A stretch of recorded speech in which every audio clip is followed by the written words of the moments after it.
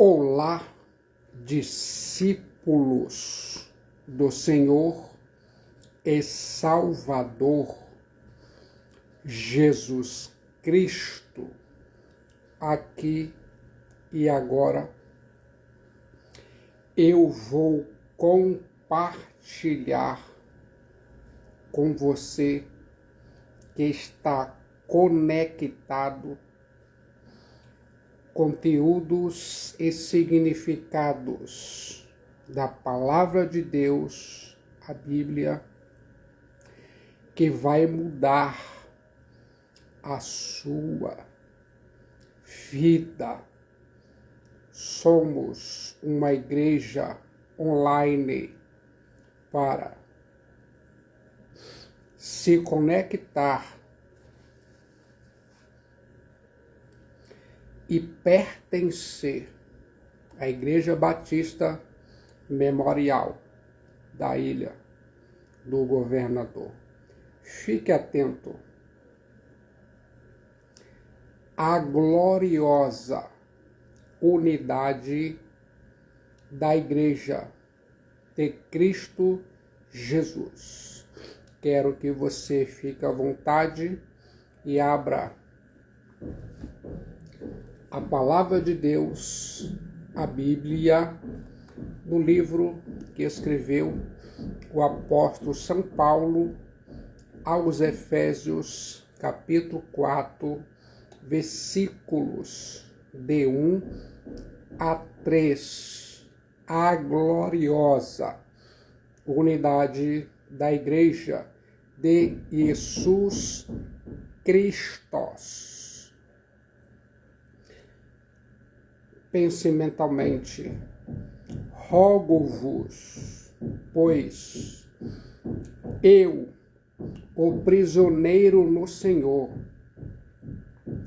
que andeis de modo digno da vocação a que fortes chamados, com toda a humildade e mansidão, com longanimidade, suportando-vos uns aos outros em amor, esforçando-vos diligentemente por preservar a unidade do Espírito no vínculo da paz.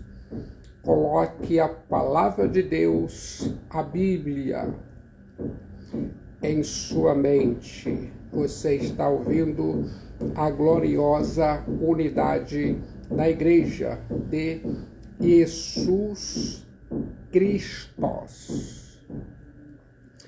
Eu fico imaginando todas as cartas do apóstolo São Paulo contêm equilíbrio entre teologia e vida, doutrina e dever.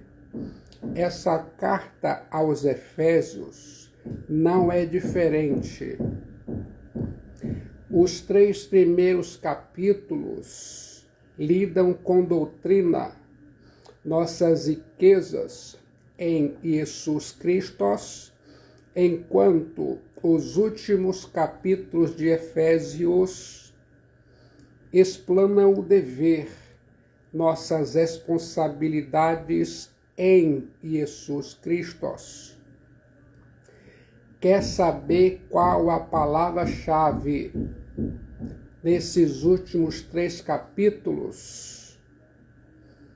É andar. Andar em unidade, andar em pureza, andar em harmonia, andar em vitória. Quero que se lembre disso aqui e agora. Os 3 primeiros capítulos de Efésios fornecem uma visão do todo, começando antes da criação, quando Deus planejou nossa incorporação o novo homem em Jesus Cristo. E essa obra unificada derruba todas as barreiras culturais, raciais e até mesmo religiosas, como constatamos no caso do judeu e do gentio. A conduta cristã tem origem na doutrina cristã e que o dever do cristão deriva diretamente do débito indizível de gratidão que ele tem por tudo aquilo que recebeu em Jesus Cristo. Aqueles que foram escolhidos por Deus para se assentar com Jesus Cristo nas regiões celestes, precisam se lembrar que a honra de Jesus Cristo está envolvida em seu viver diário. Esse é um princípio que deve servir de guia em todas as situações de sua jornada cristã. Somos uma igreja para se conectar e pertencer à Igreja Batista Memorial da Ilha do Governador. Estamos mais próximos do que imagina. Fica conectado. Muitos benefícios advirão. Você está ouvindo a unidade gloriosa da Igreja de Jesus Cristo. Efésios 4, de 1 a 3. O apóstolo São Paulo avança da nova sociedade para os novos padrões nos quais os cristãos devem andar. O apóstolo São Paulo se volta da exposição para a exortação em Efésios 4, de 1 a 3.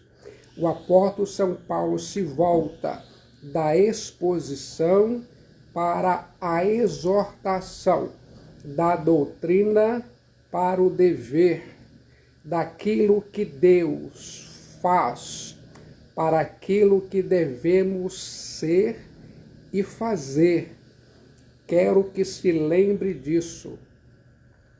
O apóstolo São Paulo ensinou e orou pela igreja de Éfeso e agora dirige-lhe um apelo solene à instrução, à intercessão e à exortação constituem um trio fundamental na vida do cristão.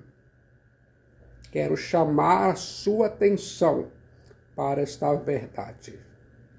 O apóstolo São Paulo vê sua prisão como uma oportunidade de abençoar a igreja e não de se entregar à autopiedade. O apóstolo São Paulo é tanto um prisioneiro de Jesus Cristo, como um prisioneiro por amor a Jesus Cristo. As prisões de Paulo foram uma bênção. As prisões de Paulo contribuíram para o bem da igreja. As prisões de Paulo estimularam os novos convertidos. Paulo evangelizou para o bem da igreja.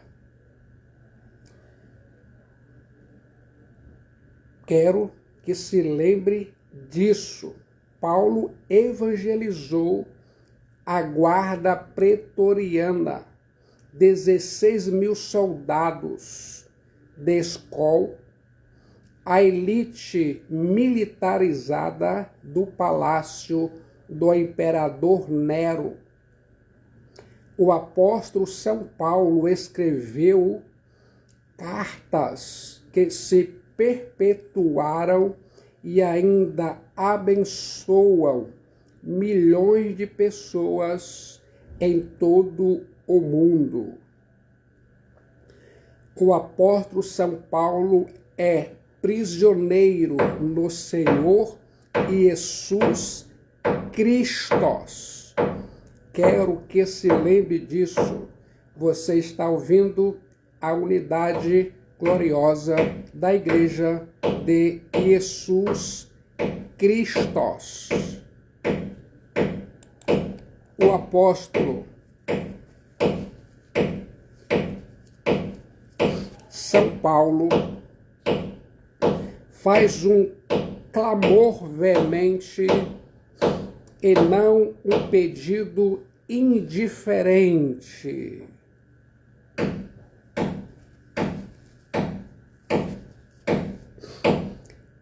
Deus, em seu amor, urge conosco para vivermos para a sua glória. A ênfase na antiga aliança era: se vocês me obedecerem, eu abençoarei vocês. Mas, na nova aliança, a ênfase é: eu já abençoo vocês.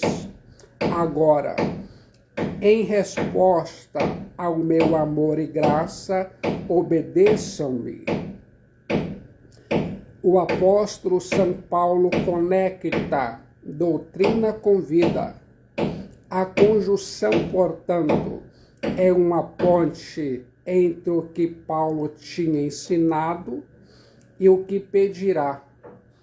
A vida é consequência da doutrina. A doutrina é a base da vida. O que cremos desemboca, com o que cremos determina como vivemos. O apóstolo São Paulo ensina que o nosso andar precisa refletir a vida de Deus.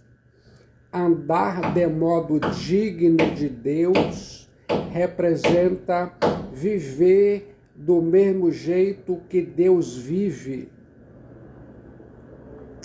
A palavra digno traz a ideia de uma balança em que há equilíbrio entre a vida de Deus e a nossa vida. A igreja tem duas características. Primeira, é um só povo, judeus e gentios, a única família de Deus. Segundo, é um povo santo, distinto do mundo secular. A ideia básica desse texto é a unidade dos cristãos em Jesus Cristo. É uma aplicação prática da doutrina. Para entender essa unidade, precisamos entender 4 importantes fatos: a graça, o fundamento, os dons e o crescimento da unidade. Fique atento à graça da unidade. Efésios capítulo 4, versículos 1 a 3. O apóstolo São Paulo fala de unidade, não de uniformidade. Unidade vem do interior, é uma graça espiritual, enquanto uniformidade é resultado de pressão exterior. Essa unidade não é externa nem mecânica, mas interna e orgânica. Essa unidade não é imposta por força exterior, mas pela virtude do poder de Jesus Cristo, que habita o cristão. Essa unidade procede de dentro do organismo da Igreja de Jesus Cristo. O apóstolo São Paulo usa mais uma vez a figura do corpo para descrever a unidade. O apóstolo São Paulo enumera virtudes que caracterizam o andar digno do cristão. A unidade não é criada, mas preservada. Efésios 4:3. Ela já existe por obra de Deus, não do homem. Portanto, ecumenismo não possui amparo na palavra de Deus, a Bíblia. A unidade da Igreja não é construída pelo homem, mas pelo Deus triuno. O apóstolo São Paulo fala sobre a necessidade de se preservar a unidade do Espírito Santo no vínculo da paz. A unidade é orgânica, mas precisa ser preservada. Quer saber como essa unidade é preservada? Em primeiro lugar, agindo com humildade, com toda a humildade. Efésios capítulo 4, versículo 2. A palavra grega tapeinofrosune, humildade, foi cunhada pela fé cristã. A humildade era desprezada pelos romanos, pois era sinal de fraqueza. Tinha o sentido de baixo, vil, ignóbil. A megalopsiquia, ao contrário de humildade, é que era considerada virtude. Humildade é a renúncia à imposição de interesses pessoais. Em Jesus Cristo, a humildade tornou-se uma virtude. Sua vida e morte foram serviço e sacrifício sem qualquer preocupação quanto à reputação. Filipenses 2:6. Como o cristão é chamado a seguir os passos de Jesus Cristo, a humildade ocupa uma parte insubstituível no caráter cristão. Humildade representa por Jesus Cristo, em primeiro lugar, os outros em segundo lugar e o eu em último lugar.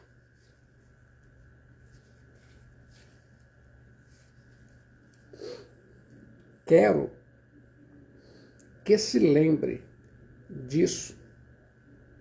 Jesus Cristo apresentou-se como alguém manso e humilde de coração. Quero que se lembre disso. A primeira bem-aventurança cristã é ser humilde de espírito. A humildade provém do conhecimento que temos de nós mesmos. Quem sabe que veio do pó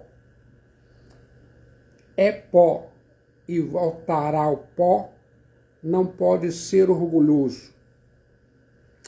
A humildade provém do confronto da própria vida com a vida de Jesus Cristo à luz das exigências de Deus nas Sagradas Escrituras, a Bíblia. Naquele momento que você reconhece que Jesus Cristo é santo e puro, é desafiado a imitá-lo. Então precisa ser humilde. A humildade provém da consciência de que somos criaturas totalmente dependentes de Teós. Não podemos viver um minuto sequer sem o cuidado de Jesus Cristo. Nosso dinheiro, saúde e amigos não podem nos valer. Não podemos pensar a respeito de nós mesmos além do que convém nem a quem, conforme registro bíblico de Romanos capítulo 12, versículo 3. Jesus Cristo é o exemplo máximo de humildade. Ele, Jesus Cristo, a si mesmo se esvaziou. Quero que se lembre disso. Quer saber como essa unidade é preservada? Em segundo lugar, agindo com mansidão. Efésios 4:2. E mansidão, praotes.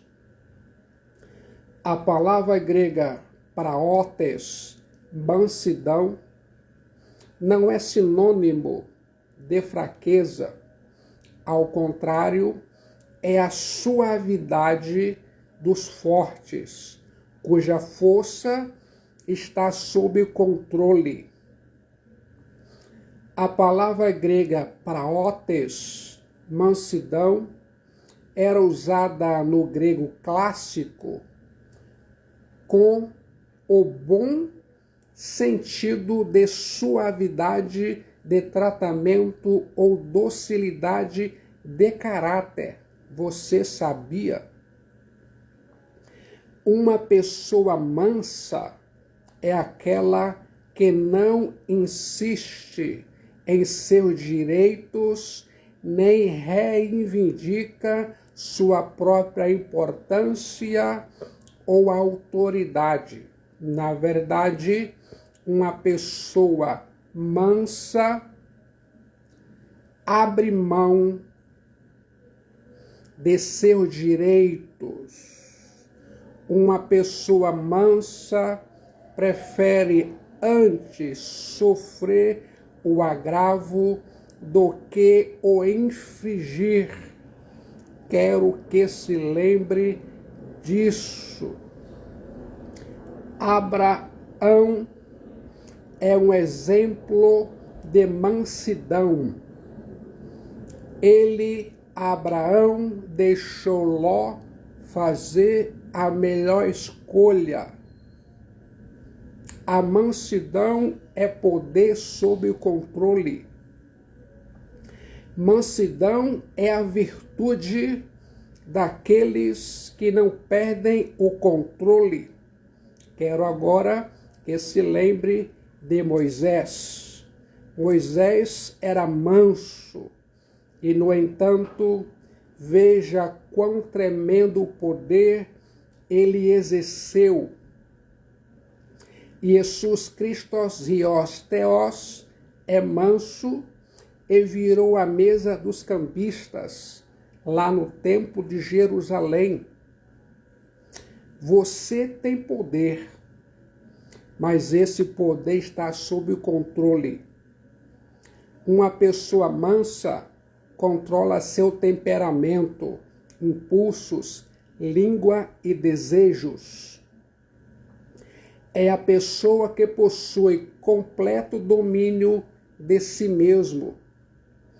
Ao comparar mansidão com humildade, chegamos à conclusão de que o homem manso pensa bem pouco em suas reivindicações pessoais, como o homem humilde pensa bem pouco em seus méritos pessoais. Quero chamar sua atenção para essa verdade. Quer saber como essa unidade é preservada? Em terceiro lugar, agindo com longanimidade ou paciência. Efésios capítulo 4, versículo 2, com longanimidade.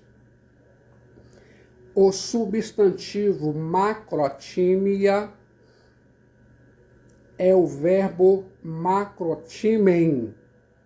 São palavras tipicamente cristãs, pois descrevem uma virtude cristã que os gregos não consideravam virtude. É a atitude de nunca revidar. A palavra grega macrotímia quer dizer aguentar com paciência pessoas provocadoras. É o estado de espírito estendido ao máximo. É a firme paciência do sofrimento ou infortúnio. Crisóstomo dizia que paciência é o espírito que tem o poder de vingar-se, mas nunca o faz. É a pessoa que aguenta o insulto sem amargura nem lamento. Já parou para pensar nisso? Quer saber como essa unidade é preservada?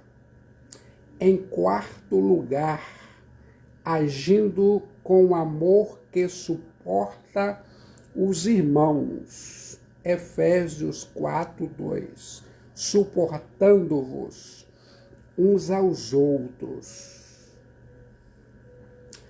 A palavra suportar aqui não é aguentar o outro com resignação estoica, mas servir de amparo e suporte para o outro. Fazer isso não por um dever amargo, mas com amor. Suportar em amor é a manifestação prática da paciência. Representa ser clemente com as fraquezas dos outros, não deixando de amar o próximo, nem os amigos por causa de suas faltas, ainda que talvez nos ofendam ou desagradem. Já parou para pensar nisso? Quero chamar a sua atenção para o fundamento da unidade aqui e agora. Efésios capítulo 4, versículos 4 a 6. Tendo abordado a graça da unidade, o apóstolo São Paulo passa a falar sobre o fundamento da unidade. Há somente um corpo.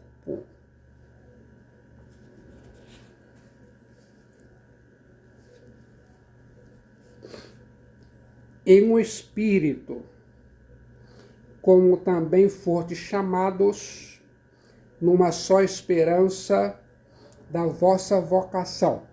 Efésios 4:4. Há um só Kyrios, Senhor, uma só fé, pistes, um só batismo. Efésios 4:5. Um só Theos, e Pater de todos, o qual é sobre todos, age por meio de todos e está em todos. Efésios capítulo 4, versículo 6. Coloque a palavra de Deus, a Bíblia, em sua mente. O apóstolo São Paulo não discute a unidade cristã sem antes falar do Evangelho de Jesus Cristo, capítulos 1 a 3. Unidade edificada sobre outra base que não é a verdade bíblica é o mesmo que edificar uma casa sob areia.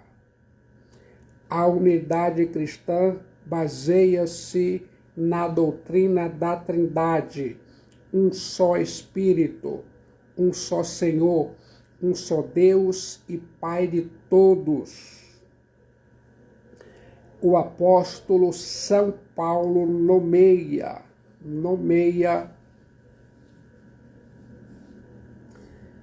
algumas realidades básicas que unem todos os cristãos. Quer saber?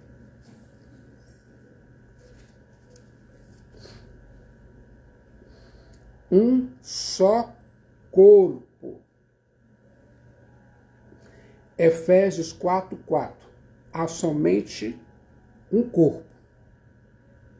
Só existe uma igreja verdadeira, o corpo de Jesus Cristo, formada de judeus e gentios, a única família no céu e na terra. Uma pessoa só começa a fazer parte desse corpo quando é convertida a Cristo e batizada pelo Espírito Santo nesse corpo. Nenhuma igreja local ou denominação pode arrogar-se a pretensão de ser a única igreja verdadeira. A igreja de Jesus Cristo é supradenominacional. Quero que se lembre disso. Ouça agora um só Espírito. Efésios 4:4. É o meu Espírito que havia na vida de cada cristão. O apóstolo São Paulo diz: se alguém não tem o Espírito de Cristo, não pertence a Cristo. Romanos, capítulo 8, versículo 9. Como é a sensação ao ouvir tudo isso? Ouça agora. Uma só esperança. Efésios 4, versículo 4. Como também fostes chamados numa só esperança da vossa vocação. A Bíblia diz, eu acredito.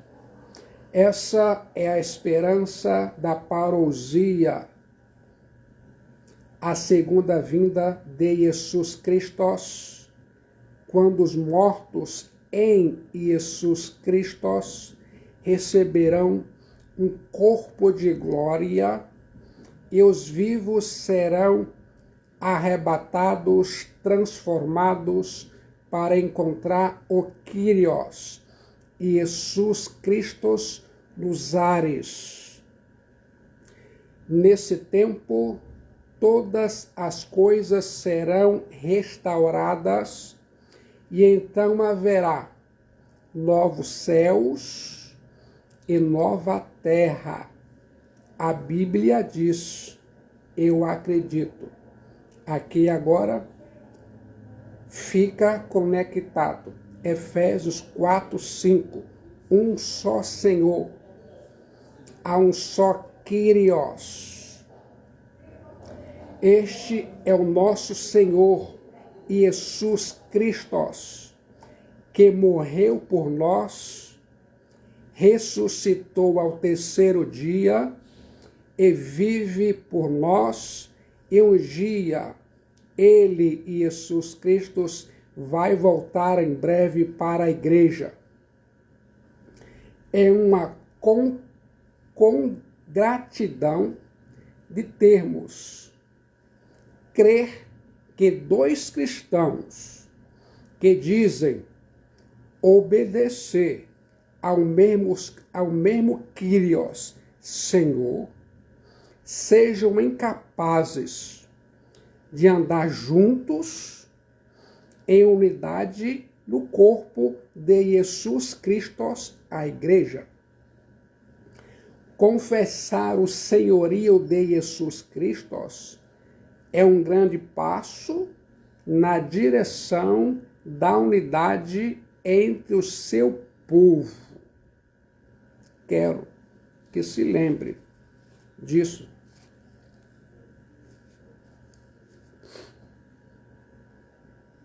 Ouça agora. Uma só fé. Efésios 4, 5. Essa fé tanto é o conteúdo da verdade, da palavra de Deus, a Bíblia, que cremos, o nosso credo, e ainda mais a fé é a nossa confiança pessoal em Jesus Cristo, o Senhor e Salvador de nossas almas. Quero que se lembre disso. Ouça agora. Um só batismo.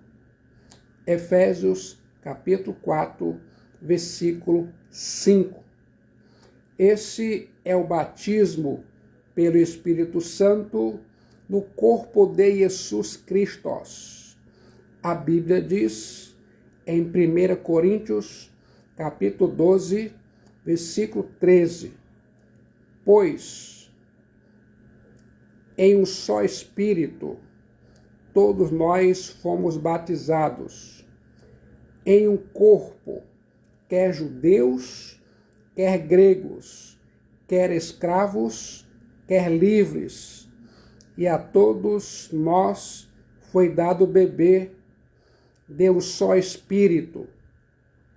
Coloque a Bíblia em sua mente, muitos benefícios advirão. Aqui não se trata do batismo que a igreja administra, mas daquela operação invisível que o próprio Espírito Santo realiza. O apóstolo São Paulo não está falando aqui da forma de batismo, aspersão, efusão e imersão, mas do sentido do batismo, que é a nossa união com Jesus Cristo e sua igreja.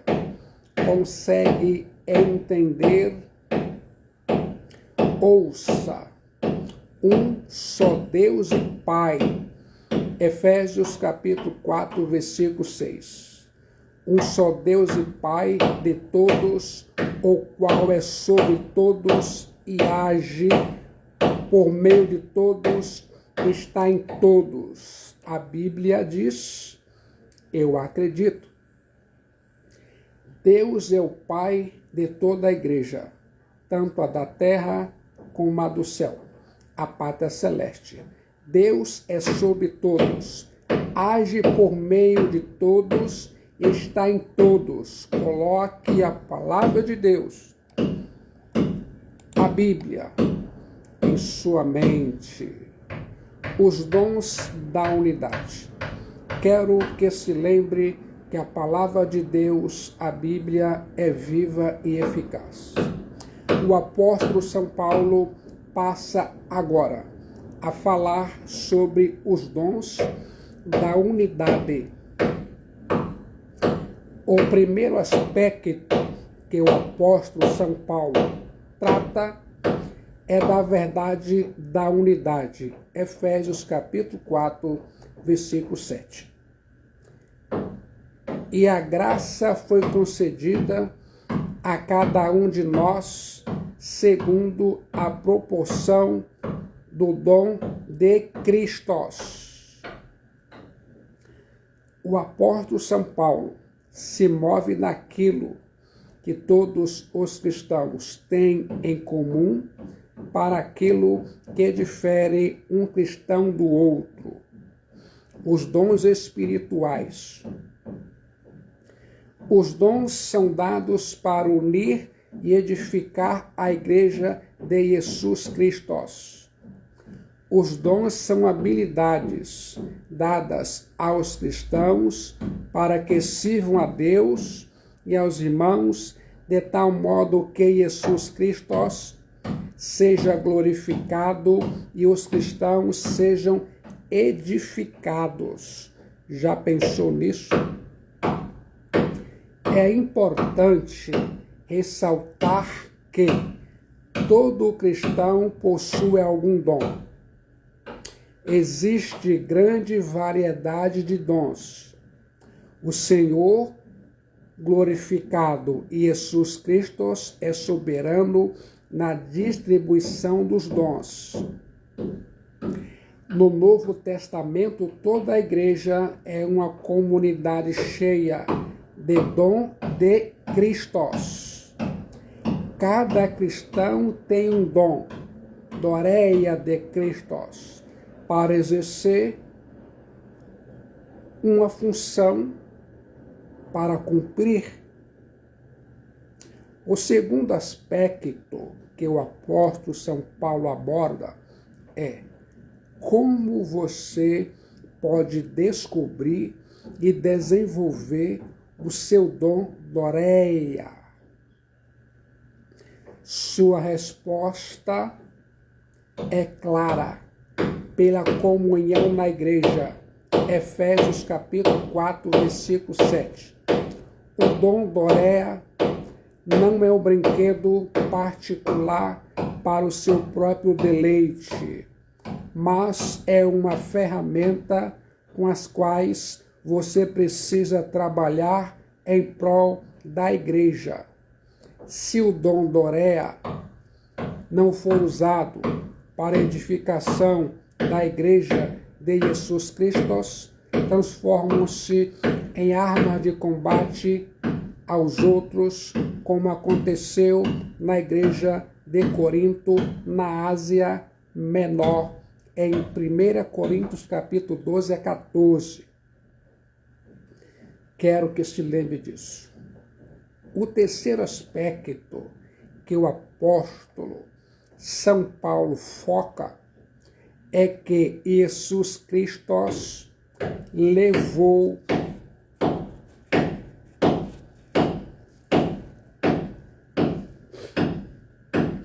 cativo o cativeiro e deu dons aos homens.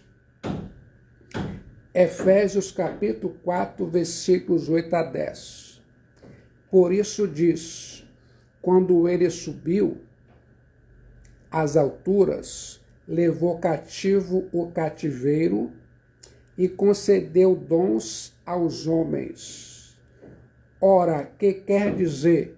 Subiu, senão que também havia descido às regiões inferiores da terra. Aquele que desceu é também o mesmo que subiu acima de todos os céus para encher todas as coisas. Efésios capítulo 4, versículos 8 a 10. Coloque a palavra de Deus, a Bíblia, em sua mente. Jesus Cristo, por meio de sua morte, ressurreição e glorificação, tirou as correntes do cativeiro satânico, isto é, a humanidade cativa a Satanás passou a ser o espólio de Jesus Cristo. Nesse sentido, foram transferidos do império das trevas e de sua escravatura e tornamo-los escravos de Jesus Cristo e de sua justiça. Jesus Cristo ascendeu ao céu como o supremo vencedor. A figura aqui é de um conquistador militar conduzindo seus cativos e distribuindo o espólio entre seus seguidores.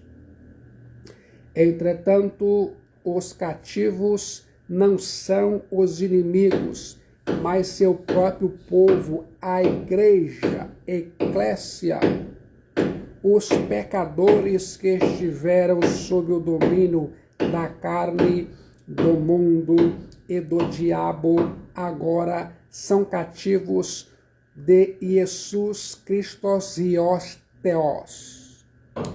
Quando Jesus Cristo veio à terra, foi ao mais fundo da humilhação. Quando Jesus Cristo ascendeu ao céu, ele alcançou o máximo da exaltação. A seguir, ele e Jesus Cristo e os Theos deu dons, doma aos antropos. Quero que se lembre disso. Está curioso em saber que dons são esses, chamados dons de Jesus Cristo à igreja? Primeiro, o dom de apóstolo. E ele mesmo concedeu uns para apóstolos. Efésios capítulo 4, versículo 11. Jesus Cristo tinha muitos discípulos, mas apenas 12 apóstolos.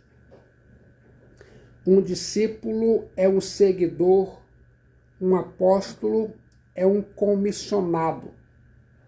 Os apóstolos tinham de ter 3 qualificações. Primeira, conhecer pessoalmente a Jesus Cristo. Segunda, ser testemunha titular da sua ressurreição.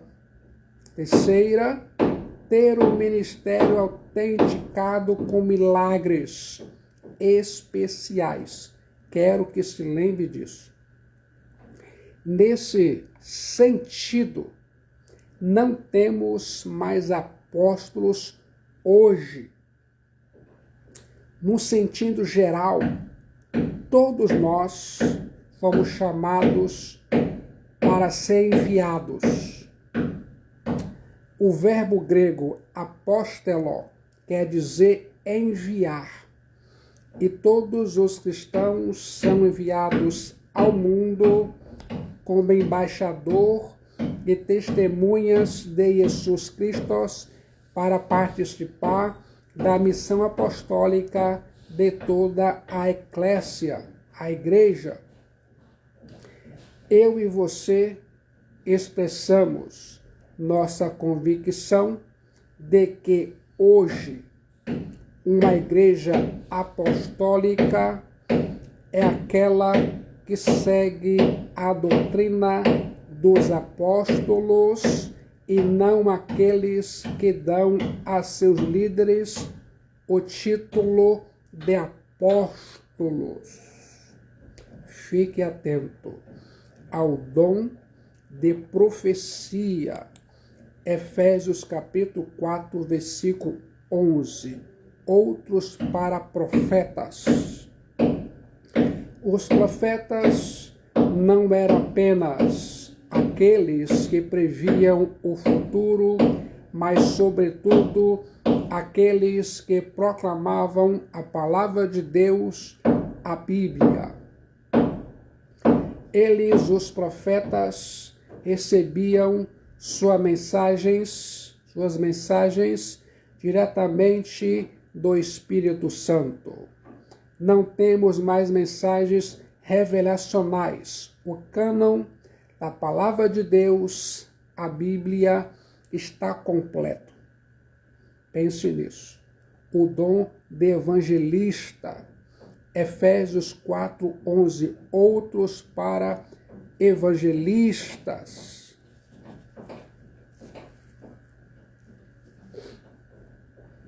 Os evangelistas eram os missionários itinerantes.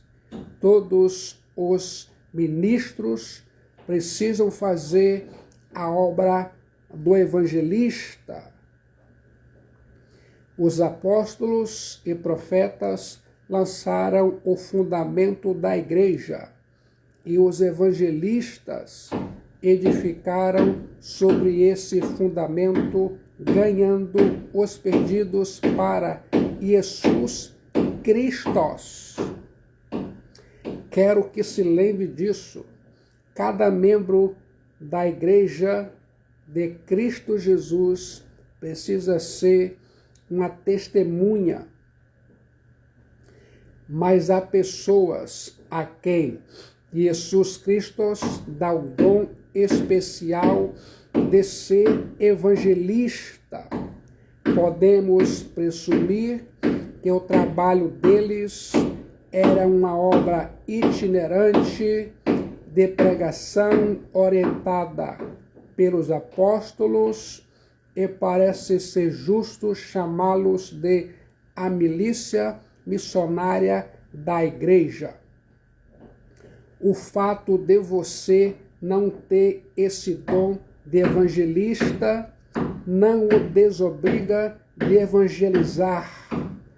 Ao referir-se ao dom de evangelista, pode se referir ao dom da pregação evangelística ou de fazer o evangelho especialmente claro e relevante aos descrentes ou de ajudar as pessoas medrosas a dar o passo de entrega a Jesus Cristo ou o testemunho pessoal eficiente.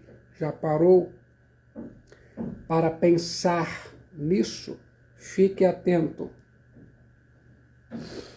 O dom de mestres e pastores. Efésios 4:11.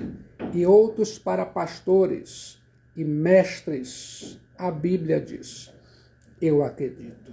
Pastores, poimem, e mestres didáscalos constituem um só ofício com dupla função. Deus chama alguns para ser pastores e mestres. O pastor poimem e o mestre didáscalos ensina e exorta. Eles, o pastor poimem e o mestre didáscalos ensinam e exortam.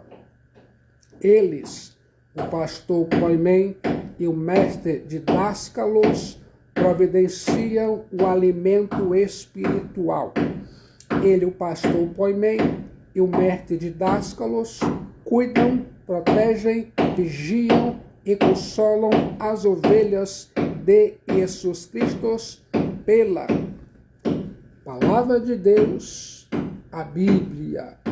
A palavra de Deus, a Bíblia, é o alimento, a vara e o cajado que o poimem, pastor, e o mestre didáscalos usam. Embora todo pastor deva ser um mestre, nem todo mestre é um pastor. Todos os 5 dons vistos até aqui estão ligados ao ensino das Escrituras, a palavra de Deus, a Bíblia. A palavra de Deus, a Bíblia, é o grande instrumento para a edificação da Igreja de Jesus Cristo. Fique de olho no crescimento da unidade. Efésios capítulo 4.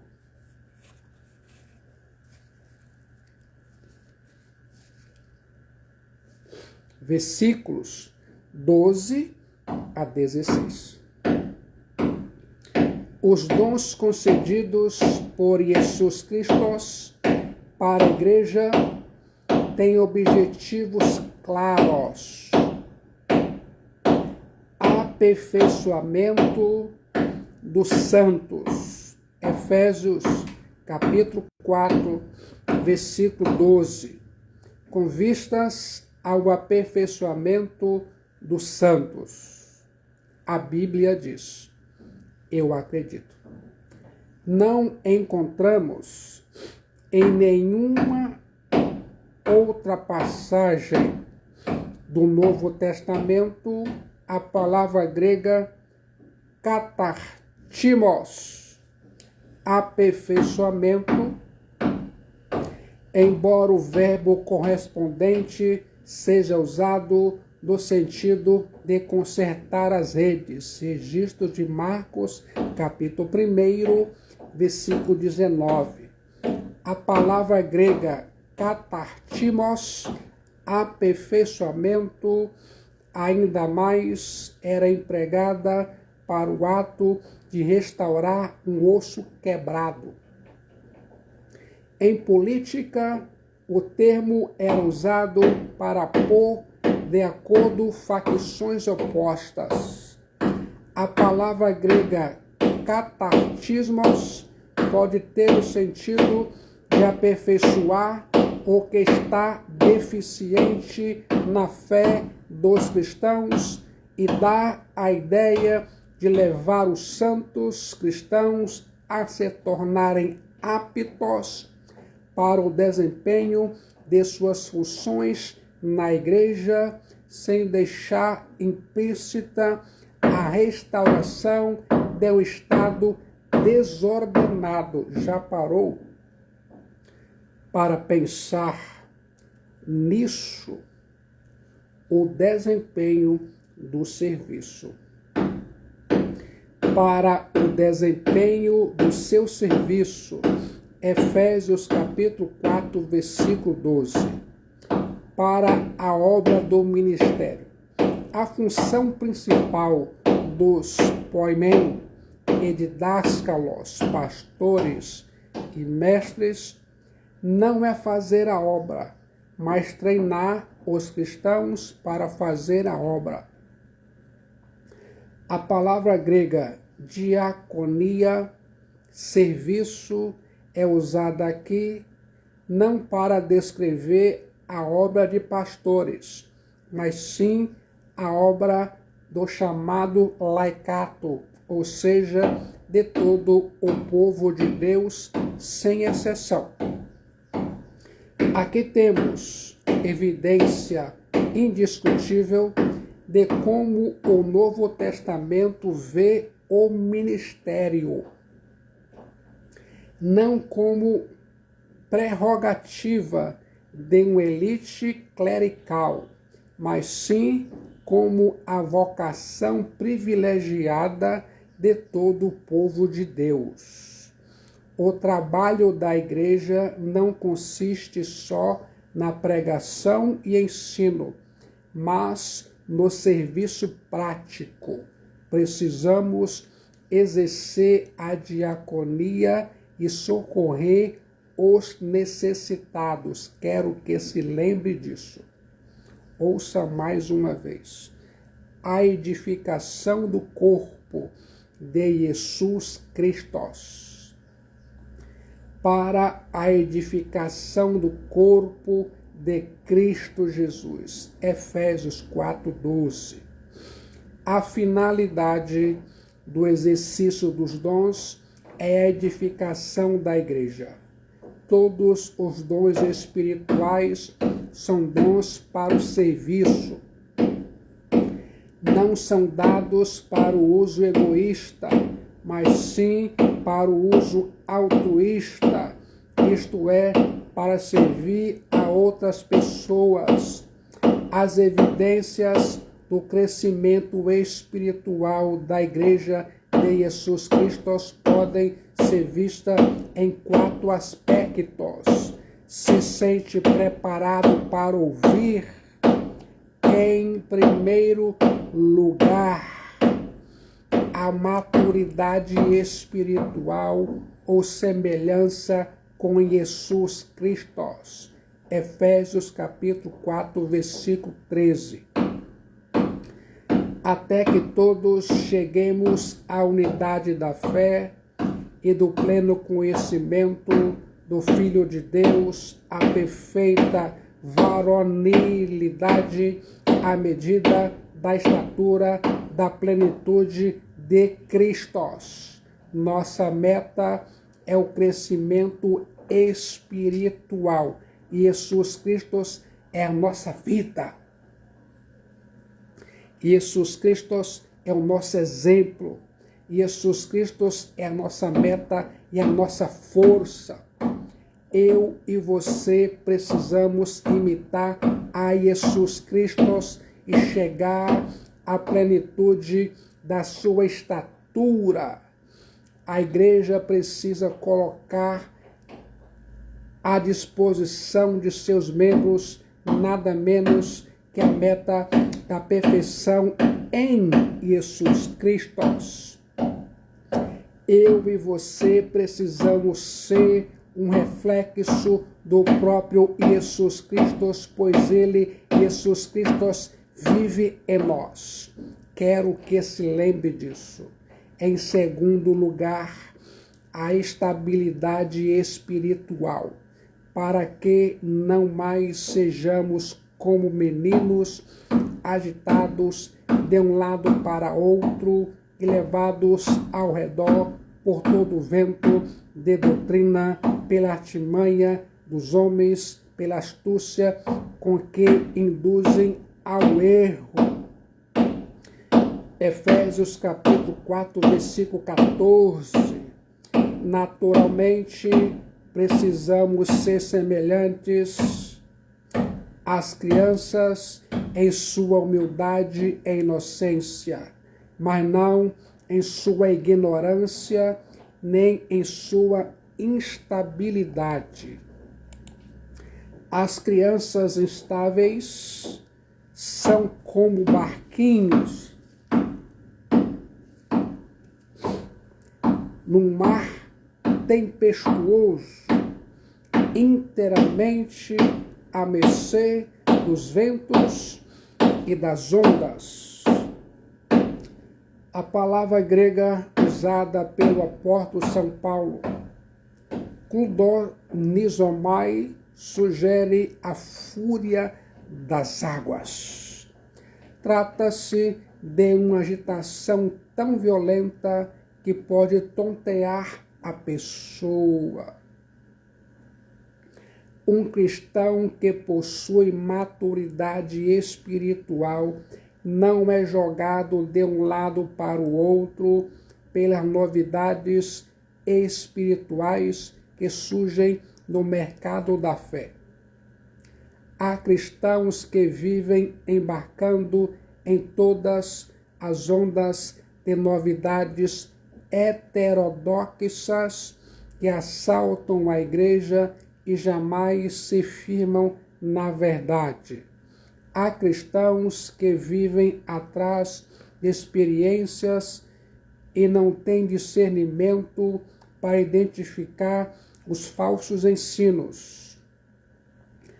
Os modismos vêm e vão. As novidades religiosas são como goma de mascar.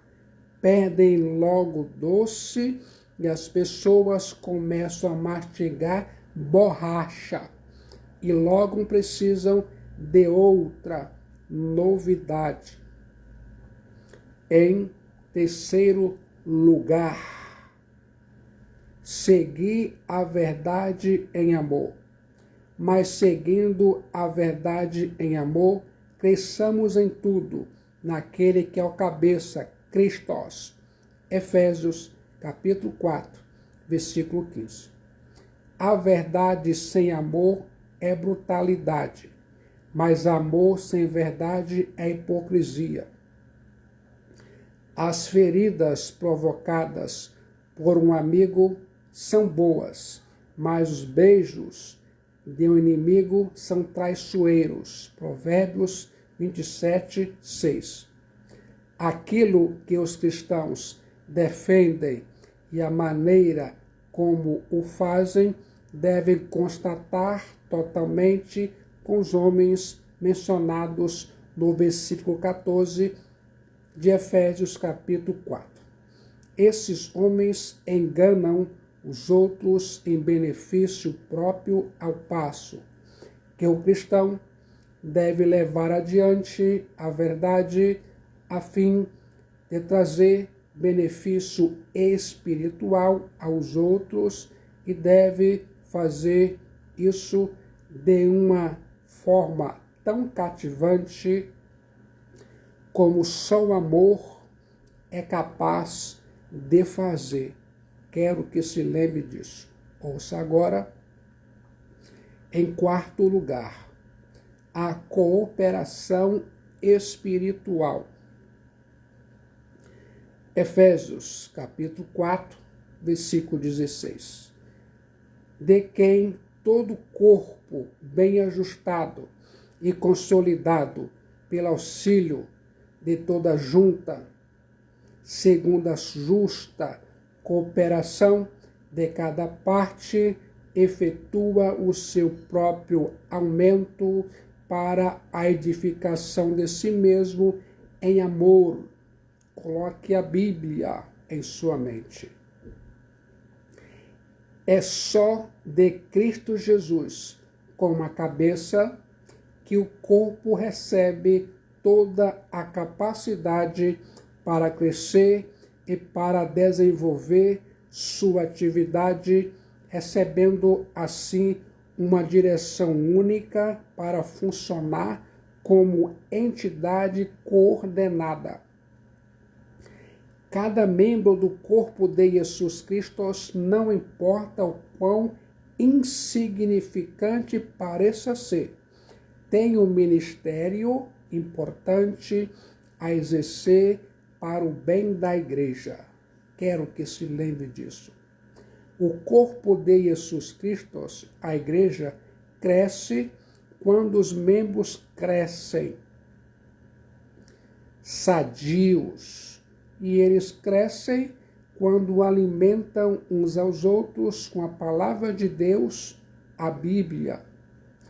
Crianças não podem se cuidar sozinhas. Precisamos um dos outros. Um cristão isolado não pode ministrar aos outros nem receber ministração. Somos uma igreja online para se conectar e pertencer. Estamos mais próximo do que imagina. Temos aqui a visão do apóstolo São Paulo para a igreja. A nova sociedade de Teós precisa demonstrar amor, unidade, diversidade e maturidade espiritual sempre crescente. Essas são as características de uma vida digna da vocação do nosso chamado. Quero que se lembre disso em sua jornada cristã. Gostou do conteúdo e significado? Na palavra de Deus, a Bíblia, como foi a sensação ao ouvir tudo isso? Se sente pronto a entregar sua alma a Jesus Cristo?